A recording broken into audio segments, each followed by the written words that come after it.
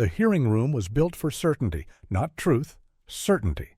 It was the kind of room where polished wood and rigid seating arranged people into conclusions before anyone spoke, where fluorescent light refused shadows, as if the building itself didn't believe in gray areas. Where the air smelled faintly of toner and old coffee, and every breath felt like it had to pass through someone else's approval first. At the front, a screen waited, black blank patient. On the walls, flags, seals, framed mission statements about service and safety. The words were meant to inspire. In here, they felt like warnings. Officer Ethan Cole sat at a narrow table with his hands resting loosely together, posture straight without stiffness. Controlled, economical. His uniform was immaculate, pressed to the edge of ritual.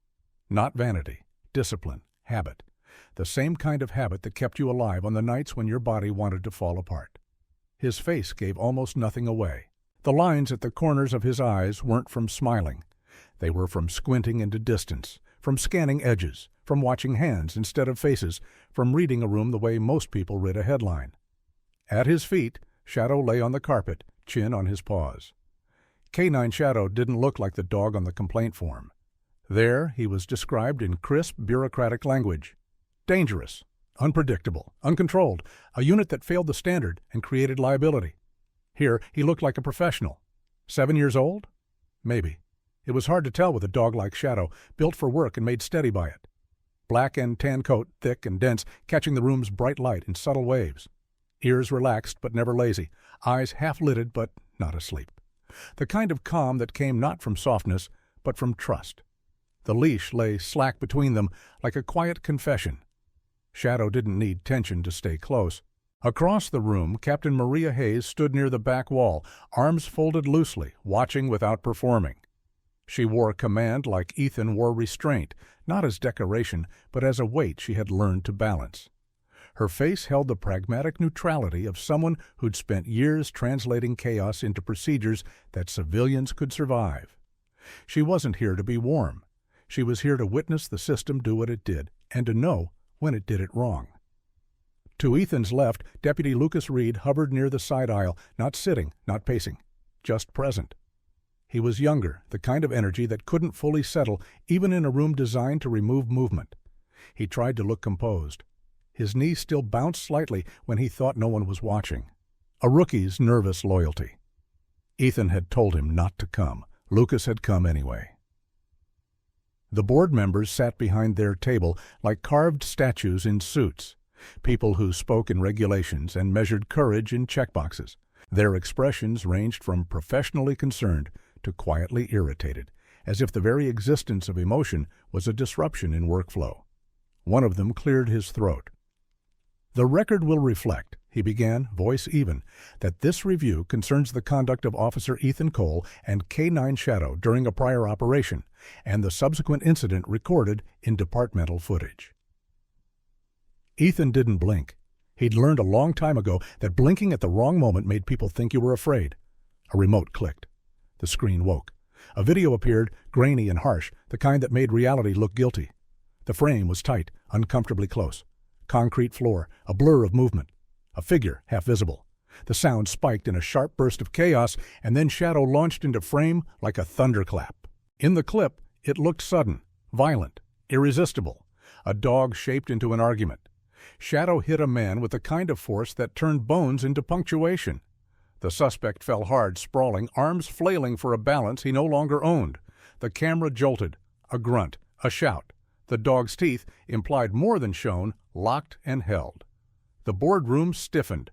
There were subtle reactions, a hand tightening around a pen, a brow lifting with controlled alarm, a small exhale from someone who believed they had just watched confirmation, not evidence.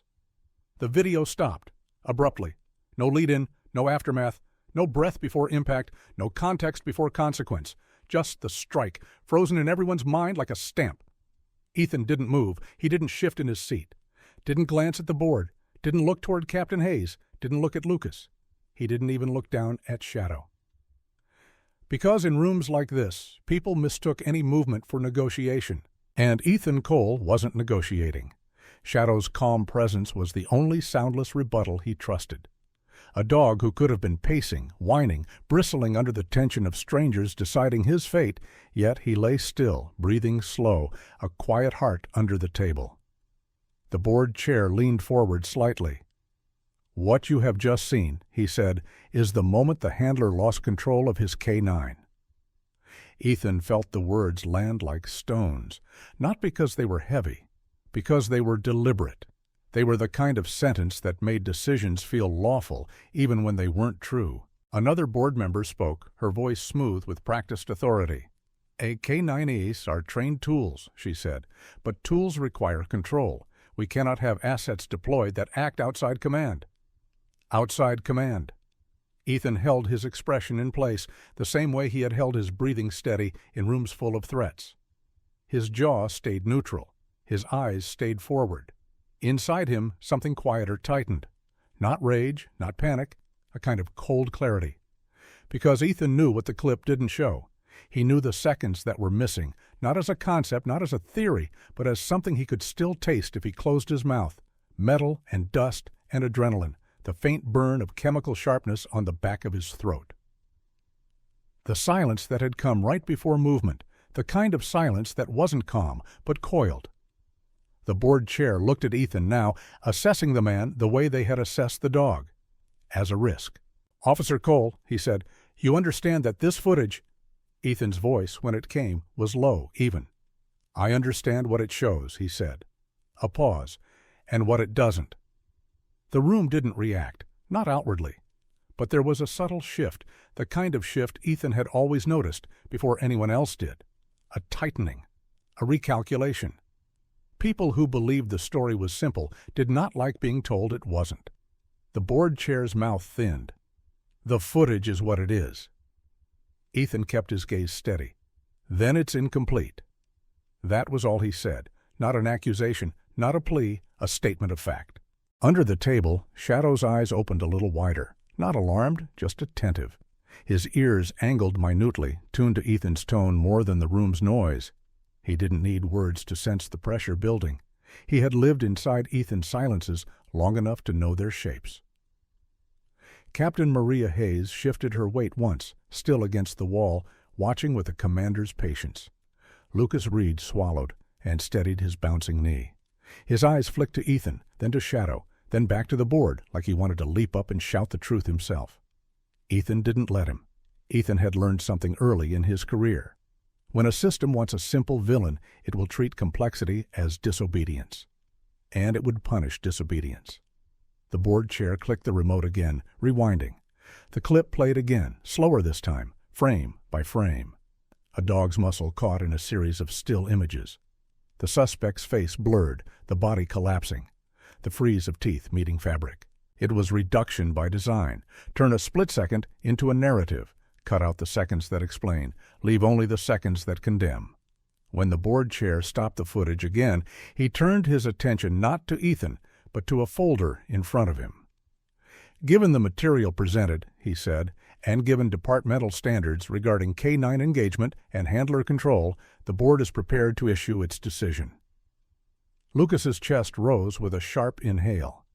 Captain Hayes uncrossed her arms just slightly. Ethan sat still, feeling time narrow. The board chair's voice stayed calm. "As of today, K9 Shadow is deemed unfit for active duty pending further review," he said. "He will be suspended from deployment effective immediately." Lucas's face flushed. He looked like he was about to speak. Ethan didn't move. The board chair continued. "Officer Ethan Cole's status is suspended, pending termination review. Badge and access privileges will be revoked until the matter is resolved." A clean sentence, a blade disguised as paperwork. Ethan felt the air in the room change, subtle but unmistakable, the kind of shift that came when people believed the outcome had been set and the rest was just procedure. The board chair closed the folder. "This decision is in the interest of public safety." Public safety. As if Shadow was a threat instead of a protector, as if the system's convenience was the same thing as protection. Ethan didn't argue, not here. Arguing was for people who believed the room might listen. Ethan believed in proof. He stood when the board stood. Shadow stood with him, smooth as breath, the leash still slack. Not because he didn't need it, because Ethan and Shadow didn't communicate through tension. They communicated through trust. Captain Maria Hayes stepped forward as the room began to disperse. The board members moved with the brisk efficiency of people who had other schedules to maintain, as if they hadn't just tried to erase a dog's career and a man's identity. Maria stopped near Ethan, low enough that only he and Lucas could hear. Her eyes held something pragmatic, but not indifferent. "This is immediate," she said quietly. "They're moving fast. You know how this works. Once he's flagged, the paperwork starts rolling." Ethan's voice stayed level. "I know." Maria's gaze flicked down to Shadow. The dog stood still, attentive, ears neutral. Not a threat, a professional waiting for direction. "They'll ask you to surrender him," Maria said. "Soon." Lucas's fists clenched. Captain, that's insane."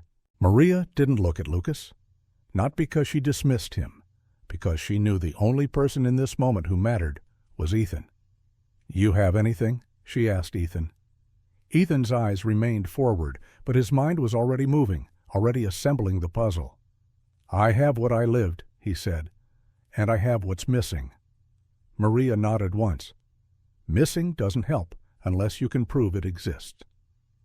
Ethan finally met her eyes. "I can." Maria held that stare for a beat longer than necessary. In that beat, there was something like respect, not emotional, not soft, just recognition. Ethan Cole wasn't the kind of man who made statements he couldn't back up. "All right," she said. "Then do it the right way. No shortcuts."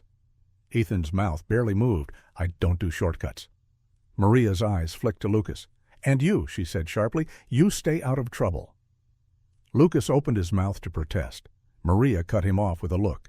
"You can help," she said, "but you don't get to be loud. Understood?" Lucas swallowed. "Yes, ma'am." Maria stepped back, then added, softer, not warm, but human. "They've already decided what they want the story to be," she said. "If you're going to change it, you'll need more than truth." Ethan's voice didn't change. "I'll need the whole truth." Maria nodded and walked away without another word. Ethan and Shadow left the room together.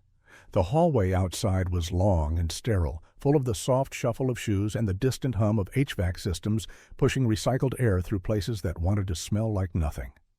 People glanced at Ethan the way people glance at a storm forming in the distance, not quite sure what they're seeing, but certain they don't want to be near it. Lucas followed close. Ethan didn't speak until they reached the parking lot. Outside, daylight was bright and indifferent. Cars moved. People laughed somewhere. Life continued as if a dog's fate wasn't being decided in quiet rooms. Ethan stopped beside his vehicle and looked down at Shadow. The dog looked up at him, eyes steady. No question, no fear, just trust. Ethan's hand rested briefly on Shadow's neck, firm, grounding, familiar. "We're not done," Ethan said. Shadow's ears flicked. His tail moved once, slow and deliberate. A single beat of agreement. Lucas exhaled shakily. "What do we do?" Ethan opened the driver door and paused. "We audit," he said. Lucas blinked. "Audit?" Ethan looked at him then, calm, sharp. "You don't fight a curated story with emotion," Ethan said. "You fight it with what it's missing." He got in the vehicle. Shadow jumped into the back with controlled ease. Lucas hesitated, then got in the passenger seat. As Ethan started the engine, the building behind them looked the same as it always had, solid, official, confident. Ethan knew better. Buildings didn't decide truth. People did, and people could be wrong on purpose. The car pulled away, rolling into the city's normal movement. Inside Ethan, that cold clarity sharpened into something else. Resolve, not loud, not angry. A disciplined, relentless intention. Because he wasn't going to let Shadow become a convenient scapegoat. Not after what Shadow had done, not after what Ethan owed him. The first call came before Ethan even reached his assigned apartment. His phone vibrated against the console, the screen lighting with a departmental number that didn't belong to anyone Ethan trusted. He didn't answer. He let it ring out, listening to the steady pulse of Shadow's breathing behind him, listening to Lucas's uneasy silence. A second call followed, then a third. Ethan turned into the government housing complex. Low buildings, pale stucco, small windows, minimal landscaping. Functional. Quiet. The kind of place designed to keep you from feeling like you belonged anywhere long enough to complain. He parked. Shadow waited for the cue, then stepped out, moving at Ethan's side like a shadow in the literal sense. Close, quiet, synchronized.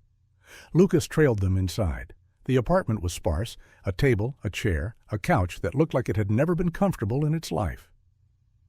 Ethan didn't turn on the overhead lights. He preferred natural edges, the kind you could read. Shadow circled once and settled near the door, posture alert but calm, like he'd been trained to secure thresholds even when the threat wore a badge. Lucas hovered near the center of the room, hands awkward at his sides. "They really," he started. Ethan held up a hand, not harsh, just final. Ethan's phone buzzed again. This time, Captain Maria Hayes' name appeared. Ethan answered. "Talk," he said. Maria's voice was measured, but there was no mistaking the urgency she kept under control. "They're pushing it through, faster than I expected," she said. "Badge revocation is already logged. Your access is cut. They've flagged Shadow under an unfit designation. That triggers transfer procedure." Ethan's jaw tightened once, then relaxed back to neutral. "How soon?" "Soon enough," Maria said. "Someone's going to call you with the next steps. They'll phrase it like cooperation. It won't be." Ethan glanced at Shadow by the door. The dog's ears were angled toward him, listening to the tone more than the words. "I won't surrender him," Ethan said. Maria didn't argue. She just stated reality. "They can bring it to your door," she said.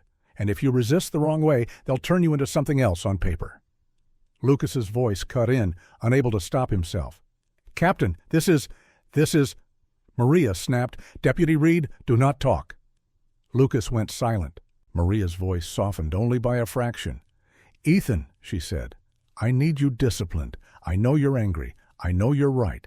But if you make this a fight, you lose." Ethan didn't raise his voice. He didn't need to. "I'm not going to fight," he said. "I'm going to prove." A pause. Maria exhaled once.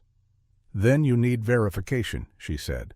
"Not assumptions, not instincts. The chain of custody, the archive, the original file, something admissible." Ethan's eyes narrowed slightly, mind already building the approach. "I know," he said. Maria hesitated. Just a beat. "Ethan," she said, "they're going to frame your calm as arrogance, your silence as guilt. Don't underestimate how badly people want a simple story." Ethan looked down, not at the floor, but at the invisible line where logic met morality. "I don't," he said. "That's why I'm going to give them a story they can't edit." Maria went quiet for a moment, then spoke again, controlled, pragmatic. "I can't officially help you," she said. "You know that." Ethan's voice stayed steady. "I know.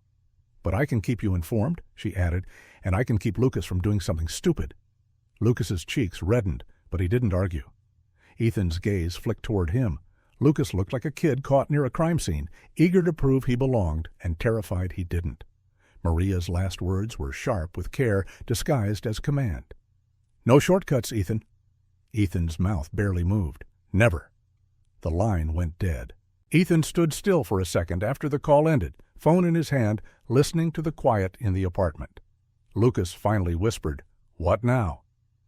Ethan walked to the table and set the phone down carefully, like it mattered where it landed. "We locate the original," he said. Lucas frowned. "Isn't that what we saw?" Ethan looked at him, eyes flat with certainty. "No," he said. "What we saw was what they wanted us to see." Shadow lifted his head slightly. Ethan walked over and knelt beside him, hand pressing into the thick fur at the base of the dog's neck. Shadow leaned into the touch, subtle, steady. The trust was there like a living thing. Ethan's voice dropped, quiet but absolute. "They cut the seconds that justify you," he murmured to Shadow. Lucas heard it and swallowed. Ethan stood again. He didn't pace. Pacing was a wasted motion. He crossed to the table, opened his laptop, and let the screen glow in the dim room. Lucas shifted closer. "You're going to, what, hack them?" Ethan didn't look up. "No." Lucas blinked. "Then how do you—" Ethan's fingers moved with controlled speed. "Audit," he said again, like Lucas hadn't heard him the first time.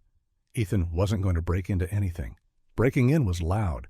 Breaking in left fingerprints that would become the next story. Ethan was going to do what he'd always done. Follow procedure, better than the people abusing it. Systems had habits, and habits left trails. Shadow stayed near the door, eyes half-lidded, ears tuned, guarding, grounding, watching Ethan without watching the world. Ethan signed into what he could, the public-facing portals, the standard request paths, the places designed for compliance. They were empty. Permissions denied. Access revoked. Lucas cursed under his breath. Ethan didn't react. Of course they had cut his access. They wanted him blind and quiet. Ethan leaned back slightly, breathing slow. Then he opened a notebook, not digital, paper, because paper didn't leave logs. He began writing. Timestamps, procedure names, archive rotation schedules he remembered. Standard body cam file structure, audio header patterns. He wasn't guessing. He was reconstructing. Lucas watched, confused, then slowly, impressed. "How do you even—" Lucas started. Ethan spoke without looking up. "Because they didn't erase the truth," he said. "They moved it." He paused, then added, voice calm, "And moving something always requires a place to put it." The phone buzzed again, an unknown numbers. Ethan didn't answer. Shadow's ears angled forward. Ethan's eyes stayed on the page. The buzz stopped. A text arrived. "Departmental compliance, surrender. K9 Shadow for evaluation, contact required." Lucas's face went pale. "They're coming." Ethan looked at the text, then set the phone down. His voice was quiet, but it filled the room. "Let them," he said. Lucas stared. "Ethan?" Ethan lifted a hand, stopping him. "We're not running," Ethan said. "We're preparing." Shadow rose and patted over, pressing his shoulder lightly against Ethan's leg, a dog's version of "I'm here." Ethan rested his hand on Shadow's back, feeling the steady strength beneath the fur. He looked at Lucas then, calm, sharp. "Listen to me," Ethan said. "You help by being precise, not brave." Lucas nodded fast. "Yes." Ethan's gaze returned to the notebook. He wrote one final line with deliberate strokes. "If it's incomplete, the system will show where." And with that, the inciting incident was no longer a threat. It was a clock. And Ethan Cole had lived his whole life by clocks, not the ones on walls, the ones that counted down inside your ribs. Ethan worked the way he always worked, quietly, methodically, like every decision had to survive cross-examination. Because now it would. The apartment stayed dim. Ethan used the narrow pool of light from a desk lamp, not because he needed it, but because it kept his focus tight. Wide light made people sloppy. A narrow beam forced you to look at what mattered. Lucas sat on the couch with a notebook of his own, copying what Ethan dictated, trying to keep his breathing steady. Every so often he glanced at Shadow near the door, like the dog's calm might rub off on him. Shadow did not move much. He didn't pace. He didn't whine. He watched. He listened. Ethan would look up sometimes, not at Lucas, not at the laptop, but at Shadow, just for a beat. A reset. A reminder that this wasn't abstract. This wasn't pride. This was a life beside him that had been reduced to a weapon on a screen. Ethan's first step wasn't to chase the missing footage directly. That was what most people would do. Most people lunged at the obvious. Ethan understood obvious paths were monitored. Instead, he reconstructed the file's anatomy. Body cam recordings weren't just video. They were containers, data wrapped in structure, and structure had rules. Ethan wrote down what the file should contain. A continuous timestamp stream with predictable increments. An audio header beginning at capture start, not later. Checksum validations that matched the device's internal log. Transfer logs from field device to server with time and operator ID. Archive rotation metadata. What moved where, when. If the clip was trimmed, the clip would carry scars. Not visible scars, digital ones. Lucas leaned forward as Ethan explained, voice low and even. "They didn't fake it," Ethan said. "Faking it is risky. Too many ways to get caught." Lucas nodded. "So they just cut it?" "They curated it," Ethan corrected. "They removed context and left consequence." Lucas's face tightened. "To protect who?" Ethan didn't answer yet. Because in Ethan's world, you didn't accuse until you could prove. Accusations were noise. Proof was leverage. Ethan guided Lucas through procedural requests. Public records, standard compliance forms, anything that could pull peripheral logs without requiring revoked credentials. Lucas's role was simple. Make the requests as a junior officer who still had access. Lucas hesitated. "Is that allowed?" Ethan's gaze stayed on the screen. "It's allowed," he said. Its procedure. The first return was a denial, automatic, sterile, but attached was a brief log reference, a case number, a storage location code, an archive tag that didn't match standard formatting. Ethan's eyes narrowed. He copied it down. Then he cross-referenced it against what he remembered from similar operations. The tag didn't belong in active storage. It belonged in cold archive, the kind of place people assumed no one looked. Lucas frowned. Cold archive means... It means someone wanted it buried but retrievable, Ethan said. Lucas's voice dropped. So it's there. Ethan nodded once. Not triumphant, certain. He moved through the next layer, checked some inconsistencies. He couldn't access the file, but he could access the record of the file. The record showed checksum validation at upload, and then a second checksum validation later. 2 validations meant one of 2 things. 1, corruption recovery. 2, modification. Ethan didn't believe in coincidences. He wrote it down. Shadow shifted near the door, nails soft against the floor. He walked over and rested his head on Ethan's knee as Ethan stared at the numbers. Ethan's hand curled into Shadow's fur automatically, grounding, familiar. The pressure in his chest eased a fraction. Lucas watched the gesture, then looked away quickly, as if he'd witnessed something private. Ethan didn't comment. He didn't need to. The rising tension wasn't in explosions or shouting. It was in the knowledge that someone had decided Shadow was an acceptable sacrifice. Ethan's phone buzzed again. This time, it was Captain Maria Hayes. Ethan answered. "They're scheduling the surrender," Maria said, voice tight. "Tomorrow morning. They're calling it evaluation."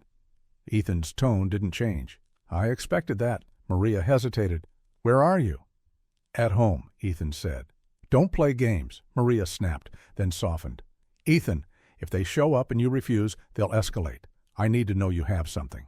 Ethan looked down at Shadow. "I'm close," he said. Maria exhaled. "Close doesn't stop a van at your door." Ethan's eyes returned to his notebook. "I won't give them a fight," he said. "I'll give them proof." Maria's voice sharpened. "Then you have tonight." The line went dead. Lucas's face was pale. "Tomorrow?" Ethan nodded once. "What if we can't get it?" Ethan looked at him, steady, sharp. "Then we keep looking," Ethan said. "But we will get it." Lucas swallowed. "How can you be sure?" Ethan's answer was simple. "Because the lie is too clean," he said. "Clean lies require maintenance." He turned back to the laptop, to the logs, to the trail. He was no longer just clearing a name. He was tracking a decision. And every hour that passed tightened the rope around Shadow's future. But Ethan Cole did not panic. He became colder, more precise, because panic was contagious.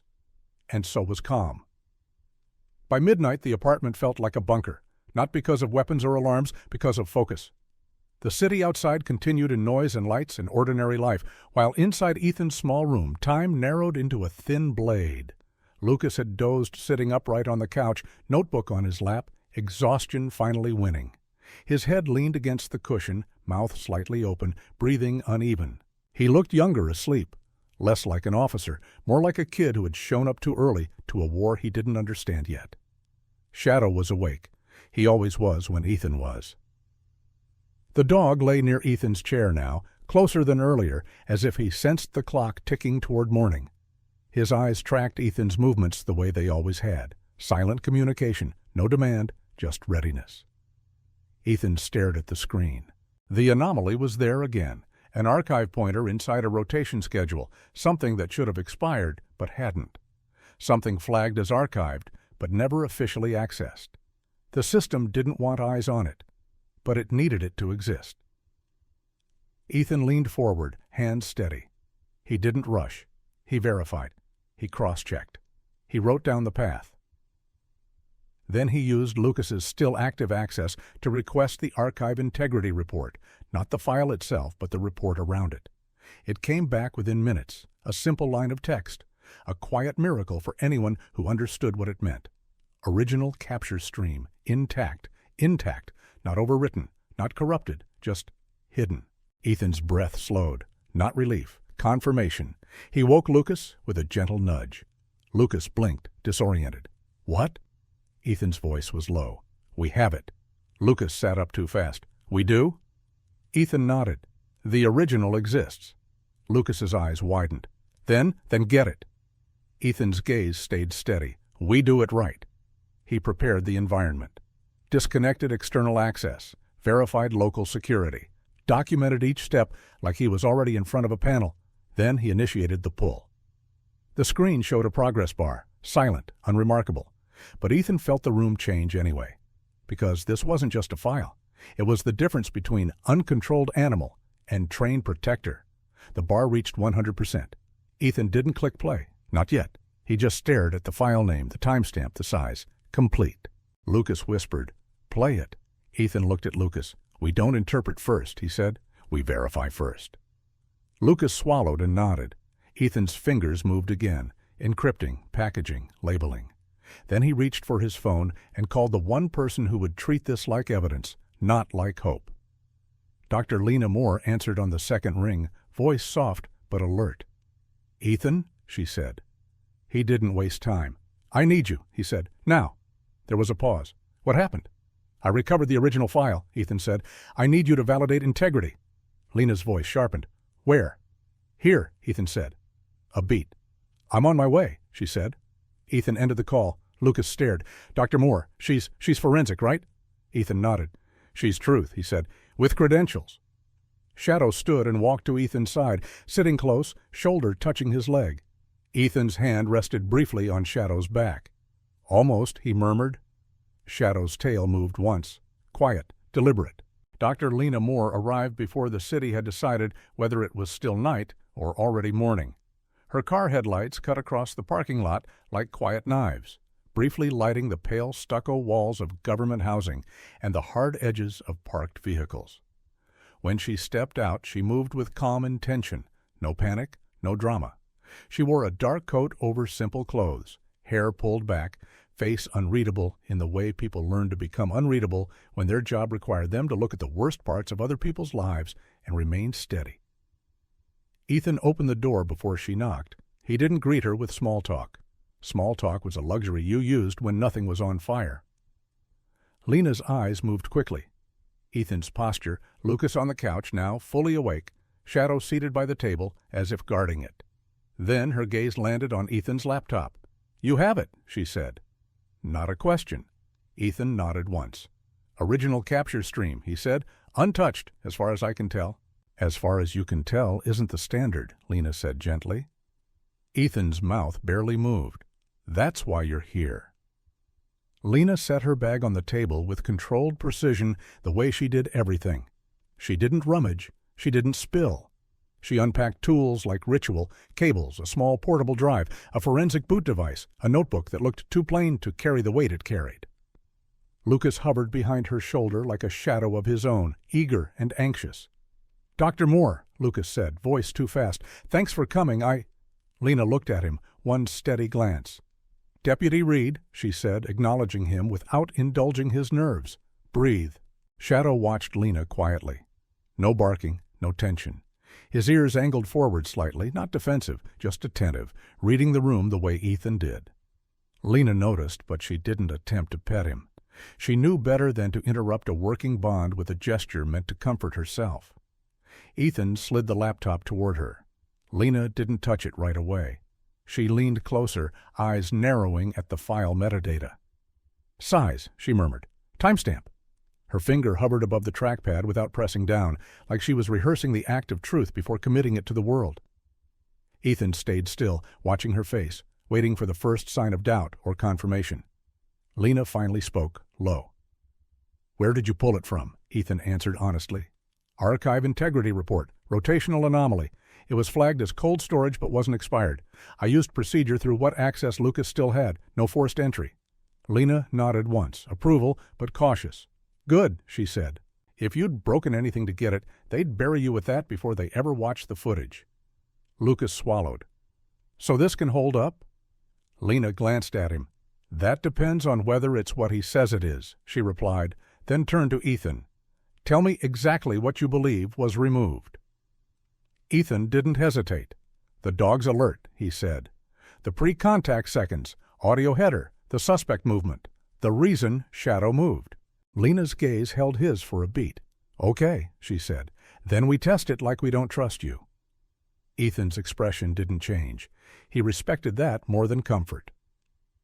Lena connected her device to Ethan's laptop, booted into a sterile environment, and began the work that looked like nothing to people who didn't understand how truth lived in ones and zeros. She checked hashes, checksum signatures, header structures, audio initialization points, transfer logs. She wrote things down as she went, not because she couldn't remember, but because documentation was the language the system was forced to respect. The apartment stayed quiet except for the soft click of keys and the faint whir of fans. Lucas sat at the edge of the couch, hands clasped so tight his knuckles whitened, watching Lena like she was defusing a bomb. Shadow remained beside Ethan's chair, posture steady, gaze moving between Ethan and Lena. He didn't understand what integrity validation meant, but he understood Ethan's tension and Lena's seriousness, and he stayed grounded in both. After several minutes, Lena exhaled through her nose, small, controlled. "Clean," she said. Lucas blinked. "Clean?" Lena nodded. "Hash matches internal device log," she said. "Metadata consistent. Audio header starts where it should. No signs of splice at source. This appears to be the original capture stream." Ethan's chest loosened by a fraction, not relief, not celebration, a tightening knot giving way to certainty. Lena continued, eyes still on the screen. "And Ethan," she added, "you were right." Ethan didn't speak. He didn't need to. Lena scrolled, then stopped on a log entry. "There," she said, pointing. "Secondary validation event. That's the scar. Not on this file, on the file that was presented. That suggests the version shown publicly was processed, curated." Lucas's face flushed with anger. "So they—" Lena held up a hand.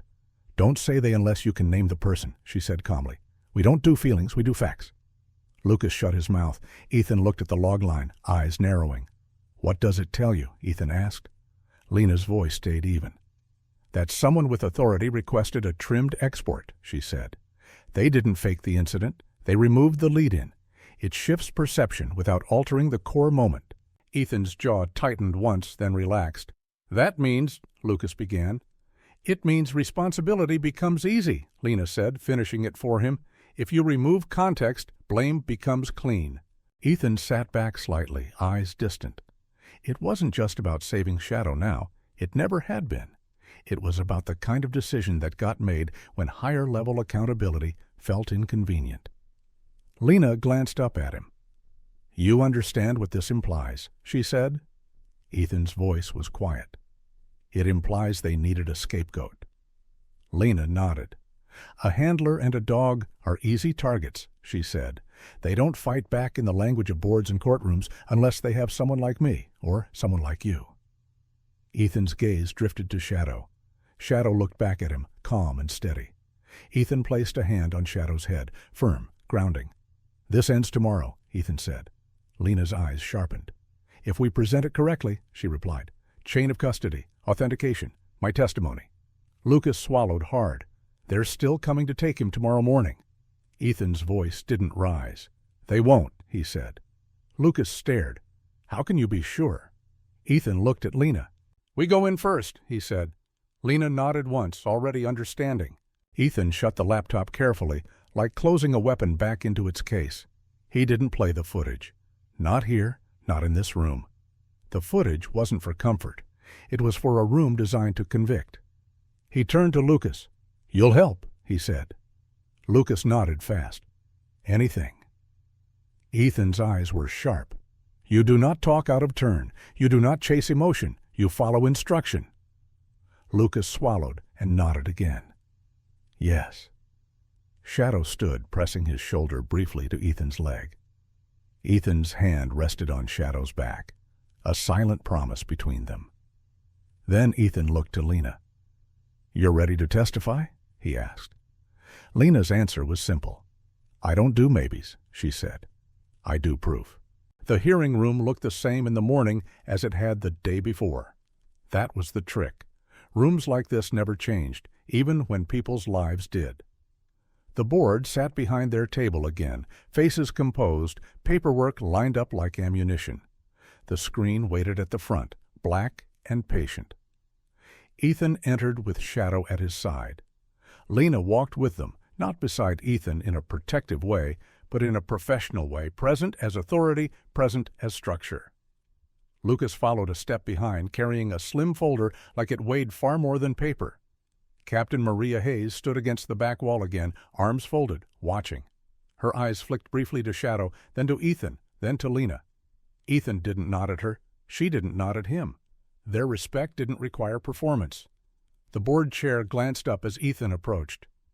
"Officer Cole," he said, tone clipped, "this review continues. We are prepared to proceed with—" Ethan spoke before the chair could build momentum. "With permission," Ethan said evenly, "the defense will present the original capture stream." The room stiffened. The board chair's eyes narrowed. "Defense?" he said. Ethan's voice stayed calm. "I am defending my K-9, he replied, "and my conduct." The board chair looked toward the side, irritation flickering. "This is an administrative review, not a courtroom." Lena stepped forward, her voice calm, clinical. "And administrative reviews still require accurate evidence," she said. "Dr. Lena Moore, forensic analyst, I'm prepared to authenticate the file in question." A subtle ripple moved through the board members. Credentials forced them to listen. Because systems loved authority, even when they abused it. The chair's mouth tightened. "Proceed," he said, like granting permission was still power. Lena connected her device to the board's playback system. Not Ethan's laptop, not Lucas's folder, her own sterile equipment. Chain of custody mattered. Ethan stood with his hands at his sides. Shadow sat beside him, posture perfect. The leash remained slack. The remote clicked. The screen woke. This time, the footage began earlier. The approach unfolded in steady, unbroken time. Boots on gravel, controlled breathing, low voices, professional and calm. Shadow appeared in frame at Ethan's side, moving with purpose, not excitement. Head low, ears subtly shifting as he sampled air. The board leaned forward without meaning to, because even people who didn't understand dogs could recognize a change when it was undeniable. On screen, Shadow slowed, not stopped, slowed. Ethan's fist rose, hand signal. The team froze. Then, faint, sharp, and almost inaudible metallic click. In the video, it sounded small. In Ethan's memory, it sounded like a countdown. Shadow's body tensed with controlled urgency. Then, inside the warehouse frame, the suspect shifted, shoulders rounding, hand moving downward beneath fabric. A movement that had been absent from the earlier clip. A movement that made the dog's decision not aggression, but intervention. Shadow moved, fast, precise. He hit low, driving the suspect off balance at the exact instant the suspect's fingers brushed metal. A device slipped free and skidded across concrete, catching light. The camera didn't cut away. It continued. Operators moved in. Secure arms. Kick the device away. Shadow held, then adjusted on Ethan's calm voice, pressure reduced without release. Professional restraint, not frenzy, not bloodlust. A trained protector doing exactly what he was conditioned to do. When the footage ended, the room didn't murmur. It didn't whisper. It didn't even breathe properly. Silence filled the space like something heavy settling onto a table. Shadow lifted his head slightly as if sensing the shift. His ears angled forward, then relaxed again. Ethan didn't move. He didn't look at the board. He didn't look at Maria. He looked straight ahead, jaw neutral, posture steady. Because the moment didn't belong to him. It belonged to the truth. Lena turned slightly, voice measured. "This file," she said, "matches the original device log. Hash consistent. Audio header intact. Metadata consistent with standard capture. No signs of manipulation at source." The board chair cleared his throat, a sound too loud in the silence. "And the previous footage we reviewed?" he asked, voice strained with the need to regain structure. Lena didn't hesitate. "The previously presented clip was incomplete," she said. "It was an exported segment. It removed the critical pre-contact context." One of the board members leaned forward, face tightening. "Are you suggesting misconduct?" he asked. Lena's eyes were calm. "I am suggesting omission," she said, "and omission materially alters interpretation." The chair's gaze flicked to Ethan. "Officer Cole," he said, "did you authorize—" Ethan cut in, voice low. "No." A pause. Then Ethan added, controlled and deliberate, "I didn't even have access." Maria Hayes in the back shifted her weight. Lucas's fingers tightened around the folder. Lena spoke again, even. "The export logs indicate the clip was processed after upload," she said. "A secondary validation event occurred. Someone requested a trimmed version." The chair's face hardened. "Who?" Lena's answer was the only honest one. "I can show you the request pathway," she said. "I cannot name intent. Intent is yours to investigate." The silence returned. Different now. Not recognition of a dog sacrifice, recognition of something uglier, that they had been ready, eager even, to condemn based on a curated narrative because it was convenient. Ethan felt no satisfaction. He felt weight. Vindication didn't feel like celebration. It felt like a correction that arrived too close to the edge. The chair shuffled papers, like paper could fix what had just been exposed. Finally, he spoke. "In light of this evidence," he said stiffly, "the board will reconsider the designation." The decision came the way most official corrections came, quietly, measured, without apology. The board chair read from a prepared statement, his voice steady now, as if steadiness could erase what had happened yesterday. "Based on newly authenticated evidence," he said, "this board finds that Officer Ethan Cole did not lose control of K-9 Shadow. The K-9's actions were consistent with trained protective engagement in response to a credible concealed threat." The words were clinical, but they carried something deeper. They carried dignity restored. The chair continued. "K-9 Shadow is reinstated to active status with record amended to reflect justified intervention." Shadow sat perfectly still, as if the words meant nothing. But Ethan felt the dog's body relax by the smallest degree, a tension easing, as if Shadow sensed the weight lifting from Ethan more than from himself. Ethan's breath slowed. He didn't smile. He didn't thank anyone. Because gratitude in moments like this could be mistaken for weakness, and Ethan had learned not to offer weakness to systems that liked to misuse it. He simply nodded once, acknowledgement, not celebration. Captain Maria Hayes pushed off the back wall and approached when the room began to disperse. The board members avoided looking directly at Ethan, as if direct eye contact might create accountability. Maria stopped in front of Ethan, her expression pragmatic. "They'll move to bury this," she said quietly. Ethan's voice was calm. "They can try." Maria glanced at Shadow. "Shadow's back," she said. "That's what matters." Ethan's gaze stayed on the table for a moment, then returned to Maria. "I'm done," Ethan said. Maria's eyes narrowed slightly, not surprised, just measuring. "Done with what?" she asked, though she already knew. Ethan's voice didn't harden. It stayed level. "Done trusting a system that was willing to sacrifice him," Ethan said, gesturing subtly toward Shadow. "And done pretending I can belong to something that curates truth for convenience." Maria exhaled.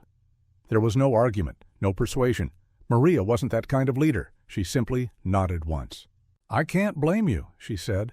Lucas stepped closer, unable to stop himself. "Ethan, Officer Cole." Ethan looked at him. Lucas's eyes were wet, though he tried to hide it. "You taught me. You showed me." Lucas's voice broke, then steadied. "What it looks like to be right without being loud." Ethan didn't soften his posture, but his voice, when he spoke, was quieter. "Stay clean, Reed," he said. "That's how you survive." Lucas nodded hard. "Yes, sir." Lena Moore stood nearby, packing her equipment with calm efficiency. She met Ethan's eyes briefly. "You did it correctly," she said. Ethan's reply was simple. "You made it admissible," he said. Lena shook her head slightly. "You made it possible," she replied. Ethan placed his hand on Shadow's neck. Shadow leaned subtly into the contact. No drama, no ceremony. Just the bond that had already proven itself in silence and danger and judgment. Ethan walked out of the building with Shadow at his side. Captain Maria Hayes watched them go without calling after them. She didn't need to. Some endings didn't require speeches. They required respect, and letting someone leave with their dignity intact. Outside, daylight hit Ethan's face like it always did, bright, indifferent, clean. Shadow stepped beside him, calm and steady. Their leash remained slack. Because control had never been the issue, truth had been. Courage isn't always a charge forward. Sometimes it's the discipline to stand still while people decide you're guilty because you refuse to win by performance. Sometimes it's the patience to follow the quiet trails systems leave behind. Sometimes it's the refusal to accept a convenient lie, even when everyone in the room would prefer it. Officer Ethan Cole didn't save Shadow with noise. He saved him with proof. And Shadow didn't protect Ethan with violence. He protected him with trained sacrifice, moving faster than fear, faster than doubt, faster than the story people were ready to believe. Truth doesn't need volume. It needs someone steady enough to carry it intact into the room where omissions feel safer than accountability.